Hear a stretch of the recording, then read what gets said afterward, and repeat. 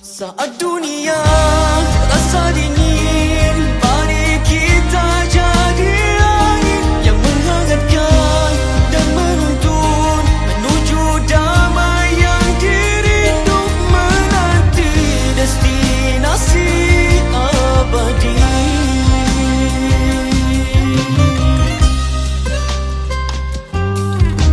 Bukan tentang siapa paling tinggi, tapi siapa rela memberi di dalam senyap sembunyi ataupun di terang hari.